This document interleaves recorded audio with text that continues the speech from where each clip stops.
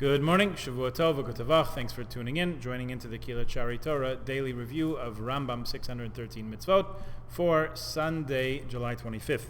We've been talking about the agricultural laws that apply for the most part only in the land of Israel, and in their fullest sense only in the times when the temple is standing and functioning as it should be. Nevertheless, some of these have some applicability today directly to our lives, as we'll see today, and also the study of them is sometimes the best we can do, so we accomplish that with a full heart. A vidui meiser is mitzvah 131. We should avow, we should proclaim, we should recite the formula that goes along with the tithe, and there's a separate mitzvah of vidui bikurim, which we'll see coming up in a few weeks, a little bit later in Chumash Devarim, in the book of Deuteronomy. There is a particular recitation to be gone over verbally when making the presentation to the Kohen of the bikurim of the first fruits. When we get there and start talking about it, you will see that it is very familiar, because it's actually part of the Haggadah, the part that begins, an Aramean persecuted my father, or a wandering Aramean was my father, Aravi, Aved Avi, and so on. One mitzvah that does have very practical application today is the mitzvah of challah, taking challah of the first dough. You should set apart for the Kohanim. If you'll take a look at the tractate Challah in particular from the Mishnah or Orla, it is obligatory in the land of Israel. Nevertheless, we do not only take challah outside of Israel, we make a bracha over it as the sages ordain.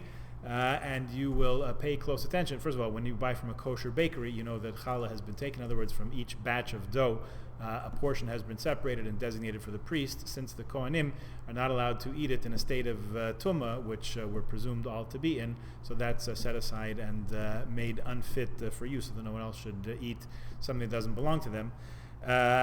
Also, when we're baking challah at home and it's over a certain amount, not every cookie you do has necessarily to have challah taken from it, but when you have a batch of dough that's over a certain amount, and you can find those specifications in a number of places. We'll just mention, let's see how many mitzvahs have to do with, let's do the next two mitzvahs that have to do with the sabbatical year, with the Shemitah year, because that is in fact coming up once Rosh Hashanah begins, or actually from this past Shabbos, which is 6 weeks before. From Tu B'Av, we're already concerned for the plant, what's being planted, as it may come under the purview of the Shemitah year, the sabbatical year, once every 7 years. Just like we need a rest once every 7 days, so the land itself, the land of Israel, needs a rest once every 7 years, and that's called the sabbatical year, or the Shemitah year. And we have a positive mitzvah, which is number 134 here, to renounce as ownerless, hefker, all the produce of the sabbatical year. So we're not supposed to tend it or sell it at a profit.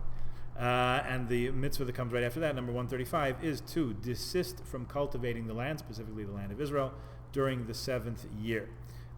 From plowing, from harvesting, from improving the land even. And that has its own separate tractate in the Mishnah called Shvi'it. Okay, we will leave that there, and tomorrow we'll talk about some similar related mitzvot, also that have to do with the land of Israel. Meantime, have a good day and a good week.